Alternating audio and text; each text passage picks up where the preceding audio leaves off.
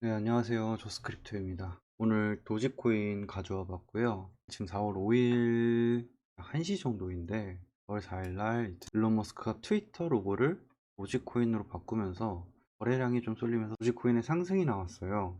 그래서 이번에 도지코인이 꽤 의미 있는 구간을 돌파를 해줬다고 생각이 돼서 이번 영상 제작하게 됐고요. 차트가 되게 어지러운데 어지럽게 보기 전에 큰 그림부터 체크를 해보고 가볼게요. 도지코인 일봉 차트에요. 꽤 크게 그려놨고요. 먼저 가장 눈에 띄는 저항점들이 0.11달러, 그리고 이전에 상승의 고점이었던 0.15달러 정도가 잡히고 있습니다. 여기서는 지금 하락 추세선 정도만 체크를 해줬어요. 일단은 지난 상승장 이후에 도지코인이 좀 바닥을 치고 옆으로 길게 거의 1년 가까이 횡보를 해줬기 때문에 현재 상태에서 좀 유의미한 움직임이 나왔다고 생각을 해서 좀 세부적으로 들어가서 분석을 해볼게요. 큰 그림은 이 정도로만 일단은 인지하시고 가면 될 것 같습니다. 다음 4시간 봉 차트인데요. 차트가 굉장히 어지러울 거예요. 처음 보시는 분들은 뭐 이 피보나치가 이렇게 많냐 생각을 하실 수 있는데 천천히 하나씩 설명을 드릴게요.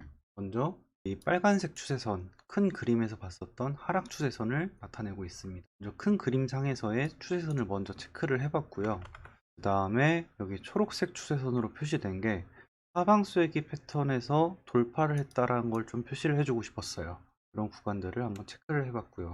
그리고 이제 이 빨간색 박스, 저항 구간으로 한번 체크를 해봤습니다. 그 다음에 여기 초록색 박스가 일단은 단기적인 주요 지지 구간, 추가적으로 상승을 하려면 좀 지지를 해줘야 되는 구간들에 대해서도 표시를 해놨습니다. 그 다음에 이제 피보나치에 대해 설명을 드릴 건데요. 피보나치가 조금 많이 보이실 거예요. 흰색 피보나치, 노란색 피보나치, 주황색 피보나치 이렇게 세 개가 있습니다. 이거는 가면서 조금 더 자세하게 설명해 드릴게요. 그 다음에 여기 있는 해당 구간은 변동폭을 표시해 놨어요. 20%의 변동폭, 10%의 변동폭. 이 변동폭들도 선물에서의 강제 청산과 관련이 있으니까 천천히 설명을 해드리도록 하겠습니다. 먼저 체크해 볼 부분은 이 하방수익이 패턴에서의 돌파 움직임이에요. 단순히 그냥 이 추세선을 돌파한 게 아니라 이전 전고점, 여기 주황색 선 보이시죠? 이 선까지 돌파를 했기 때문에 조금 더 유의미한 움직임으로 보고 있습니다. 뉴스 때문에 올랐더라도 지금 0.1달러 정도를 살짝 돌파했다가 그 위아래로 놀고 있으면서 횡보하고 있는 상태예요. 비록 지금 움직임이 뉴스로 돌파했을지라도 기술 분석 측면에서는 어느 정도 상징적인 의미를 가지고 있다고 생각하고요. 뉴스를 통하든 어쨌든 간에 이 구간을 돌파하려면은 분명히 많은 돈이 듭니다. 그렇기 때문에 어느 정도 추세 상승 가능성을 생각하고 접근해 보도록 하겠습니다. 이번 영상에서는 이제 다이버전스라든지 이제 엘리엇 분석 파동까지는 다루지 않고 있어요.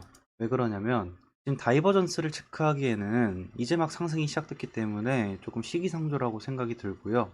그리고 파동 관점에서도 이게 1파인지 뭐 2파인지 3파인지 아직까지는 알 수 없기 때문에 좀 더 명확한 조정이 나와야지 저는 판단을 내릴 것 같습니다. 그리고 다이버전스든 엘리엇 파동이든 결국에는 피보나치와도 다 연계되는 개념이기 때문에 제 주력 무기인 피보나치를 중심적으로 펼쳐보도록 하겠습니다. 피보나치에 대해서 한번 심층적으로 분석이 들어가 볼 텐데요. 먼저 여기 흰색 피보나치를 먼저 보도록 하겠습니다. 흰색 피보나치를 보면은 여기서부터 여기까지 상승했다가 하락했다가 계속 뚫렸다가 반등했을 때도 0.5 비율에 해당하는 부분에서 저항을 맞고 떨어졌다가 다시 반등해도 0.382 부분에서 저항을 맞고 다시 떨어졌다가 이 상승폭을 거의 다 되돌리고 다시 돌파하는 제 상승 움직임이 나왔어요. 원래 이게 지속적으로 하락한다면 그 다음인 0.236 구간에서 저항을 맞고 떨어져야 맞는데 여기서 돌파하는 움직임을 보여줬기 때문에 어느 정도 의미가 있다고 생각이 됩니다. 이렇게 흰색 피보나치 설명을 드렸고요. 그 다음에 살펴볼 거는 주황색 피보나치입니다. 주황색 피보나치 같은 경우에는 여기 하단에 저점부터 전 고점 부분까지 그었었습니다. 그런데 여기서 돌파를 명확히 해주었기 때문에 제가 이 피보나치를 전고점을 1이 아니라 0.618로 맞춰봤어요.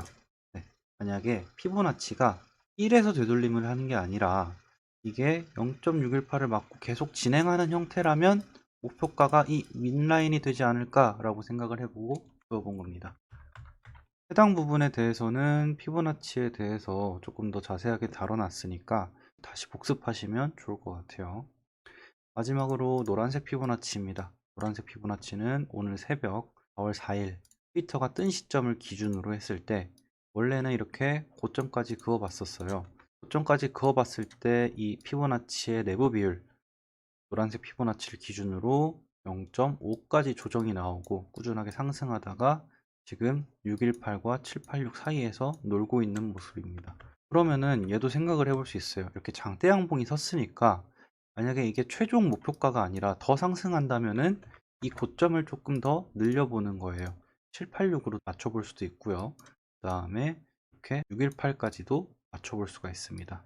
이렇게 됐을 때 피보나치를 늘릴 때에 대한 이 내부 비율이 맞는지 한번 확인해 주는 거예요. 그랬을 때 여기서는 618 맞고 382의 조정을 이어서 상승한다면은 786에 해당하는 부분이나 1까지 상승할 수 있겠구나, 그런 생각을 가지고 확장해서 접근해 봤어요. 피보나치를 그을 때 많은 분들이 보통 제일 많이 궁금해 하시는 점이 이 저점과 고점을 어떤 기준으로 잡아야 될까, 그런 고민들이 많으신데 사실 여기에 정답은 없습니다.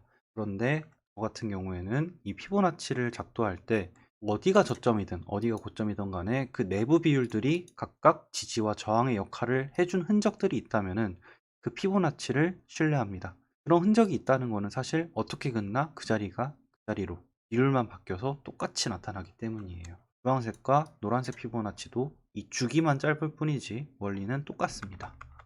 그러면 이때 제가 주로 체크하는 점이 단기 피보나치와 단기 피보나치들 간의 접점이에요. 접점. 보시면 아시겠지만 이 세 개의 피보나치 안에서 가격들이 겹치는 구간이 눈에 띄실 거예요. 이렇게 눈에 띈 구간들을 조금 더 신뢰도가 있는 지지와 저항 가격이라고 생각을 하고요. 거기에다가 캔들상의 지지나 저항과도 비교를 해봤을 때 피보나치가 가리키는 지점과 캔들상에 가리키는 가격이 일치하다면 그 지점에서 지지나 저항이 나올 가능성을 꽤나 높게 보고 있습니다. 캔들과 피보나치를 결합해 가지고 여기서 신뢰도를 조금 더 높인다면은 피보나치를 큰 파동과 작은 파동을 엮어서 같이 보게 된다면은 조금 더 중요한 자리가 도출이 되게 됩니다. 여기에 대해서는 나중에 한번 교육 영상으로 자세하게 다뤄볼게요.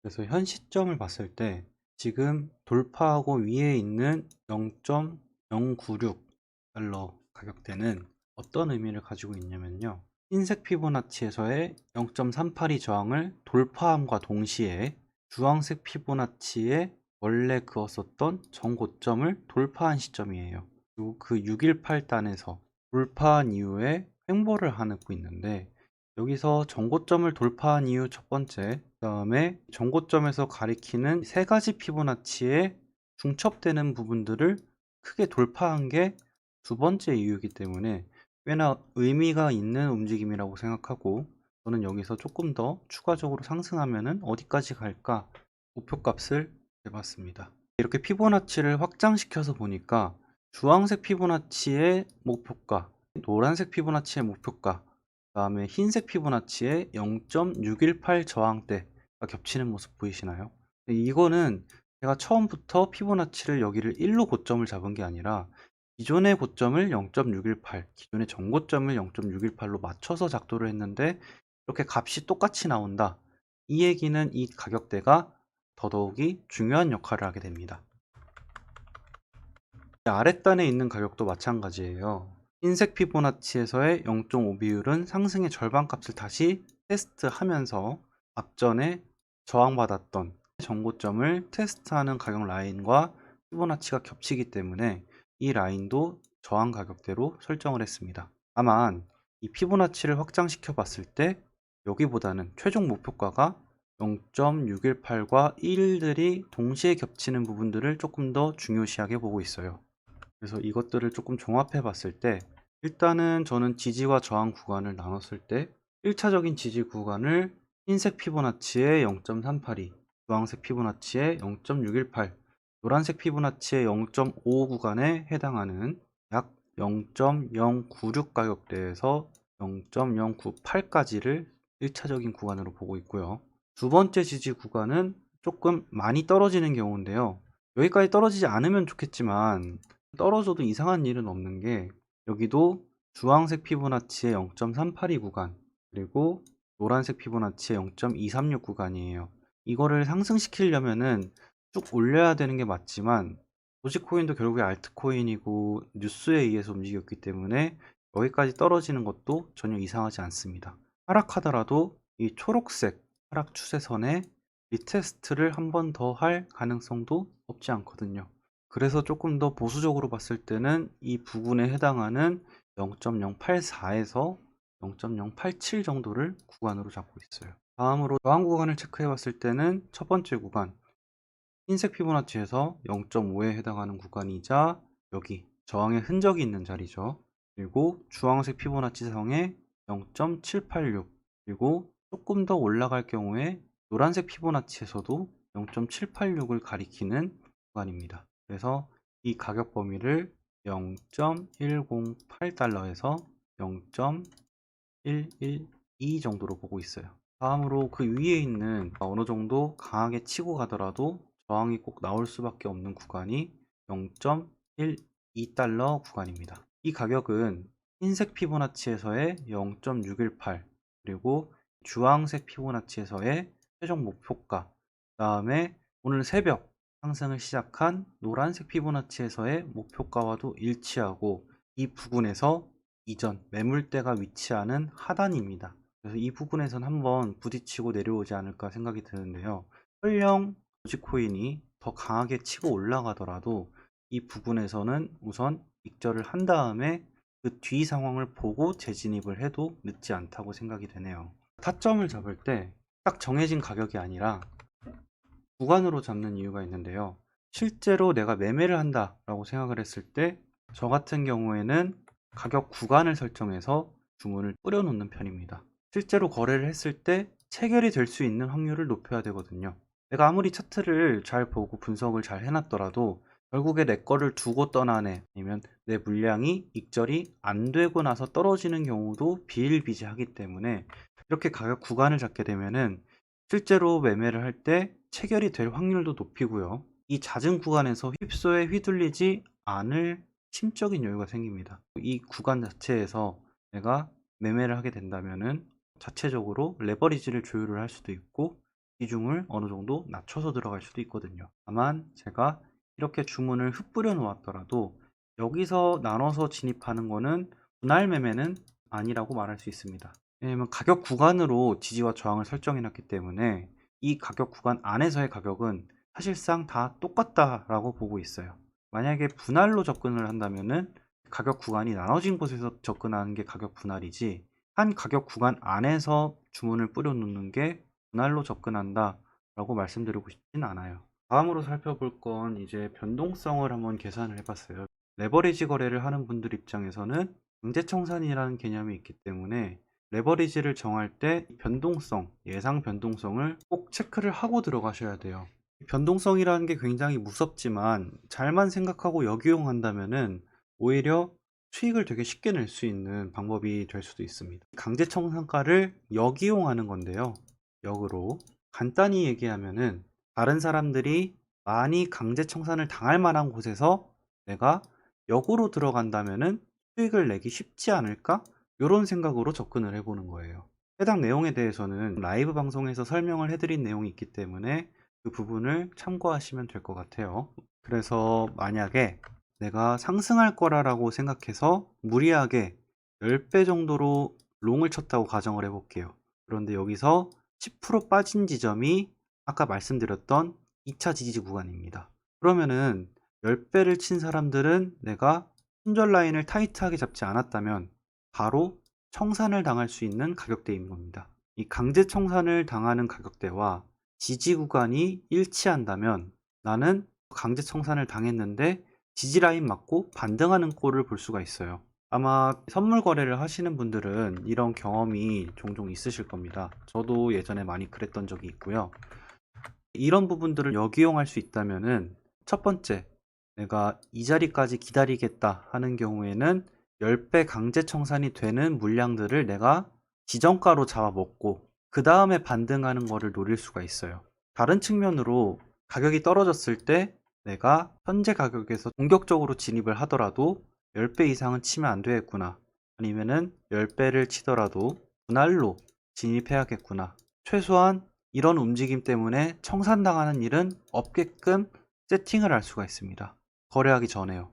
선물 거래를 할 때 제일 중요한 게 강제 청산을 당하면 안 되는 거잖아요. 이러한 부분들을 미리 세팅해서 사전에 이런 위험성들을 방지할 수가 있습니다. 그러면 상승 관점에서 조금 다른 측면으로 볼게요. 현재 도지코인은 일론 머스크 뉴스로 인해서 지금 급격하게 상승을 한 거죠. 그래서 아마 이 저항단에서 숏을 준비하시는 분들도 분명히 있을 거예요. 지금 현재 가격대에서 전고점 저항을 예상하고 숏을 들어가셨을 때 내가 생각한 관점과 달라서 추가적으로 상승했을 때 대응을 하지 않고 가만히 있다면 20% 상승한 지점이 현재 도지코인의 차트를 분석했을 때 목표가와 일치하게 됩니다. 그렇다면은 20%가 상승했다라는 것의 의미는 뭐냐? 5배율로 숏을 쳤더라도 모두 마진콜을 당하는 가격대인 거예요. 그래서 올라갈수록 더 급격하게 올라가는 경향이 있는데 가격이 올라갈수록 숏에 대한 마진콜이 터지잖아요. 그러면은 주요 저항대에서 마진콜이 터진 사람들의 물량을 내가 받아먹고 숏 포지션을 가져가는 겁니다. 이해되셨나요? 다른 경우도 한번 설명을 드릴게요. 현재 가격부터 목표가까지의 가격을 재봤을 때 변동성이 20%입니다. 지금 숏을 치는 분이 없더라도 이런 부분에서 숏을 준비하는 분들이 충분히 계실 수가 있겠죠. 여기도 일단 저항권으로 나타나는 거니까요. 그런데 이 부분의 변동성을 재보면은 여기도 10%가 넘는 수치가 나옵니다. 이 경우에는 어떻게 될까요? 여기서부터 2차 저항까지의 값을 재보면은 11%라는 변동성이 나와요. 이 변동성은 뭐냐? 10배 레버리지로 숏을 친 분들이 강제 청산을 당하는 자리입니다. 5배 풀로, 10배 풀로, 20배 풀로 치는 사람들은 그렇게 많이는 없겠지만 이런 배율들이 통계적으로 봤을 때 레버리지 거래에서 통상적으로 많이 쓰는 배율이기 때문에 이 배율들이 청산당하는 지점을 미리 계산해서 그 지점이 지지 저항 가격과 일치한다면 그 물량을 내가 역으로 잡아먹고 포지션을 들어가는 것도 나쁘지 않아요. 간략하게 말씀드리면은 차트를 분석하는 것과 실제로 자금을 투입해서 거래를 하는 것은 완전히 다른 개념이라고 보시면 됩니다. 아무리 분석을 잘해도 이 거래 측면에서 내가 기존의 전략들을 잘못 짜게 된다면은 손실이 나게 될 수밖에 없거든요. 그런데 이 영상을 보시고 있는 분들 중에서 내가 분석을 잘하고 싶은 사람이 될지 거래를 잘해서 돈을 잘 버는 사람이 되고 싶은지는 답이 나와 있을 것 같아요. 기술적 분석, 이 분석 자체를 연구하고 공부하고 해서 타점을 찾고 하는 이유 자체가 결국에는 돈을 벌기 위해서잖아요. 그런데 이 돈을 버는 거는 분석보다는 거래와 연관성이 있습니다. 아무리 분석을 잘해봤자 내가 거래하는 데 있어서 리스크 관리든 확률이든 뇌동매매든 그 어떤 걸 하나 잘못하더라도 결국에 돈이 벌리지 않으면 이 시장에서 살아남을 수 없거든요. 나는 분석을 잘하는데 왜 돈을 못 벌지?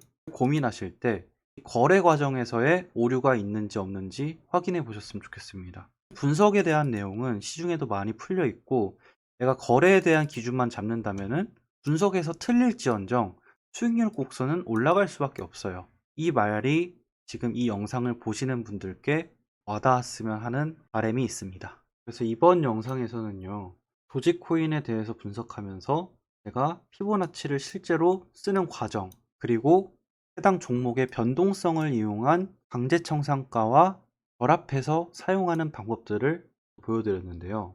물론 이렇게 제가 크게 잡기 전에 익절이나 손절을 짧게 잘 하고 나오시는 분들도 있을 수 있어요. 하지만 저는 보통 포지션을 한번 잡으면은 손익비가 큰 자리에서 매매를 하는 걸 추구를 하기 때문에 중요 지점들을 잡아두고 거래를 하는 편입니다. 큰 그림상에서 분석을 어느 정도 미리 해두면은 짧게 거래를 할 때도 뇌동매매에 휘둘릴 가능성이 훨씬 더 적어집니다. 결국에 돈을 벌기 위해서 하는 거기 때문에 거래를 잘해야 되는데 기가 막히게 매수와 매도를 해서 하는 게 중요한 게 아니라 내가 어떻게 해야 조금 덜 잃고 어떻게 해야 조금 더 많이 벌고 이거를 고민을 하시는 과정이기 때문에 이 부분들은 스스로 생각해 보셨으면 좋겠어요.